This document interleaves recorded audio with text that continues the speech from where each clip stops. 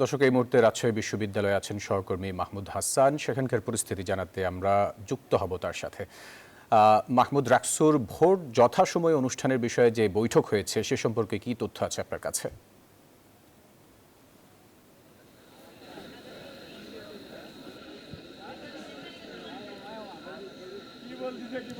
ফয়সাল, এখন পর্যন্ত নির্ধারিত তারিখেই ভোট মানে রাকসুর ভোট গণনা এবং ভোট গ্রহণ কার্যক্রমের যে বিষয়টা সেটা কিন্তু নির্বাচন কমিশন ঠিক তেমনটাই জানিয়েছেন এবং এখন পর্যন্ত দিন নির্ধারণ আছে।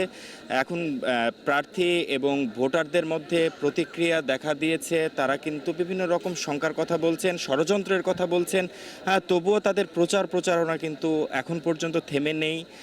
সকাল থেকে এখন বিকাল গড়িয়ে রাত এখানে শিক্ষার্থীরা অবস্থান করছেন। আমরা সকাল থেকেই দুপুর পর্যন্ত এবং বিকাল পর্যন্ত আমরা বিভিন্ন রকম প্রার্থীদের সাথে কথা বলেছি। এবার আমরা একটু ভোটারদের সাথে কথা বলতে চাই, অর্থাৎ এখানে যারা সাধারণ শিক্ষার্থী আছেন তাদের সাথে কথা বলতে চাই। তাদের এই রাকসু নির্বাচনের প্রত্যাশা কি?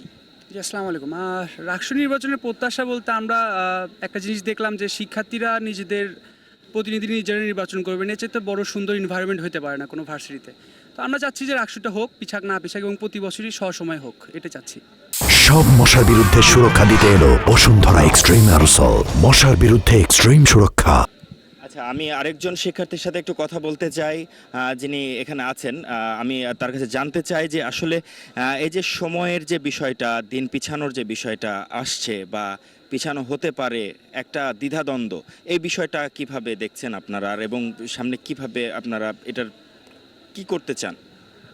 আমি মনে করি যে আমি মনে করি যে এটা পিছাবে না। আসলে আমাদের ছাত্রছাত্রীরা একত্রিত থাকবে ততদিন পর্যন্ত আসলে পিছানোর কোনো সুযোগ নাই। কারণ আমরা যতদিন একত্রিত থাকবো সব কিছুই ঠিকঠাক থাকবে।